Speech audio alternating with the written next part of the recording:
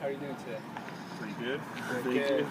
Yeah, I mean, from what I understand, Cody has been a little tired. He's been studying for a bit too much, huh? So, Cody, if you could just tell us a little bit about yourself, just what year you're on, what you're studying, and just a hobby. I'm a junior. I'm majoring in botany, and my hobbies are just thinking of learning outdoors, hiking. Cool. So, I'm just going to talk to you a little bit about a business idea that I have. It's regarding textbooks and how we would be able to reduce the cost that students pay here on campus. Nice. So, how much do you pay for textbooks on average per semester? I don't really feel super comfortable admitting this on camera, but I try to steal textbooks at every opportunity, whether it's going to the library and like taking pictures of the ones that I check out, Or doing photocopies? yeah. So I mean, if I have to buy them, it's for those classes where they're like, oh, you have to purchase this online platform nonsense, and I guess it's usually like 80 or 90 or $100 to just Yeah. get around it. Yeah. But like, unfortunately, because those things are so expensive and they're forced, you have to find ways to cut costs in other areas. So like, I know that I'm not alone as a student in like trying to circumvent that system Yeah. and saving money on textbooks. Yeah, I feel you, brother. I mean, it's the whole industry, basically. So. Right. And I mean, a lot of those textbooks, they just change something very minor and charge a ton of money for it. Sure. Yeah. So let me ask you: have you rented any online or through any online websites? Yeah, I rented from Amazon once, and they were very nitpicky about the condition the book was in when it was returned. No, true. So I stopped doing that. Okay, so you had that issue with them. Yeah, just that one time. So you had to pay like an extra fee or something? Yeah, they wanted me to like pay the difference and either buy the book or it was like to pay the difference in condition or something. True. And I was like, all right, I'll just buy the book. Oh, So wow. I had to like buy this textbook. You remember how much you ended up paying? It was like $140. Oh my Yeah, gosh. it was absurd. That's crazy. It's like never again.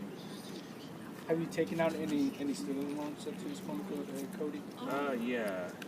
Gotcha. And do you think the cost of books could probably be a contributing factor to that? I mean, the cost of books, I don't think it's the biggest contributing factor to that, but I think it's one of those things where, like, it's piled on top, and, like, you don't really think about it too much. Sure. Like, in the end, everything already costs a lot as it is, and then you get stuck with the cost of purchasing and renting textbooks, and it's, like, sort of come out of left field and True. ruin your day. So it's one of those added on costs, basically. So. Yeah, definitely. I mean, it's like a shadow cost too, because I mean, a lot of the classes that you take, you don't necessarily need a textbook. True. In my opinion.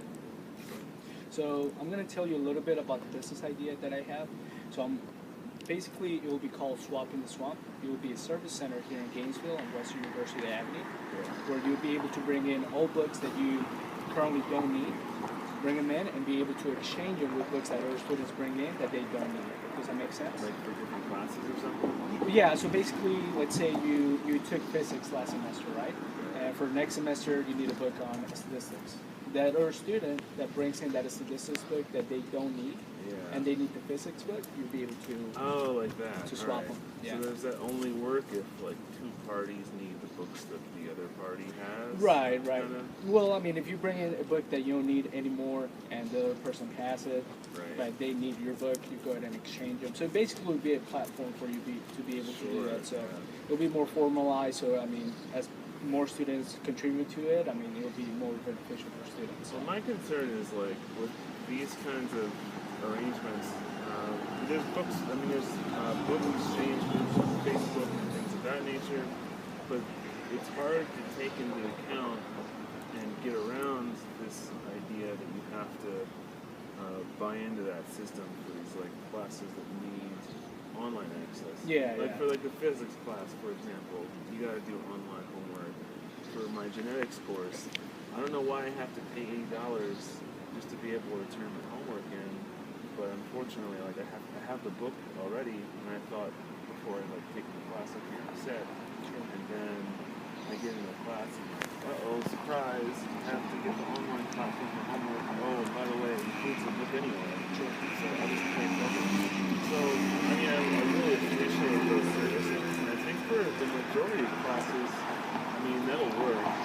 There's some classes where there's like very high enrollment, like physics, organic chemistry, the genetics, bio classes, and those kind of like core classes with a lot of enrollment. Yeah. You can't get around those things. Yeah, in the my online, experience, because the it's, services. you build it into it. So, True. Yeah. Well, and let me go ahead and finish here with what I was mentioning.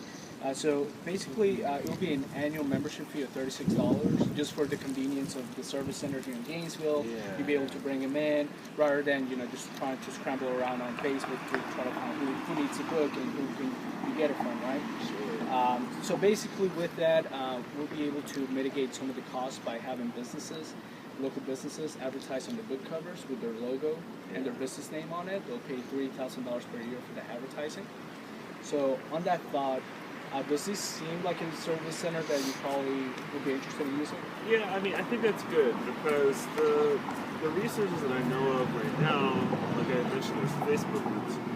There's not like, it's not like a one-stop shop type of thing. Like you can go there and like roll the dice. Maybe you'll find Exactly. Maybe you'll find the book that you need. You probably won't. I mean, a lot of people dive on them really quick, so there's competition. If there was a place where students could go directly to and kind of like have a little bit more confidence, knowing that okay, well maybe I can find what I need there, then that's a good service to provide.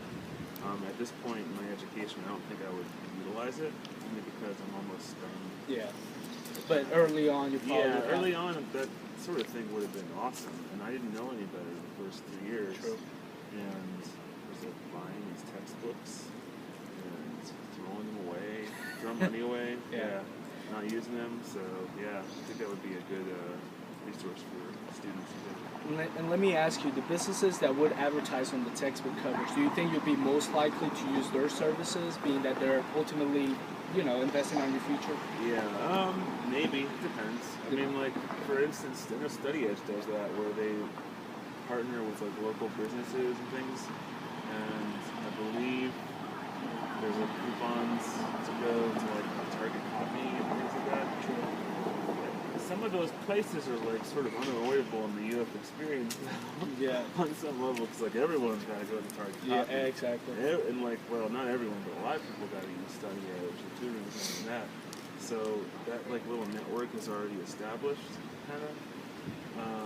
I don't know that I would necessarily go out of my way to patronize any business, just based off of they're supporting one local business or another. Only because economics, Yeah. but they're already trying to save enough money as it is. So, but those things, I guess that puts it in your mind that it's there. That's good. And any other suggestions that you may have for that business idea, and besides, For the textbook exchange. Yeah. Man. No, I mean, you really said really good stuff, and I can say this on camera. I mean, this is probably, I think, the most enrichful interview that we've had so far, so I appreciate that. Yeah.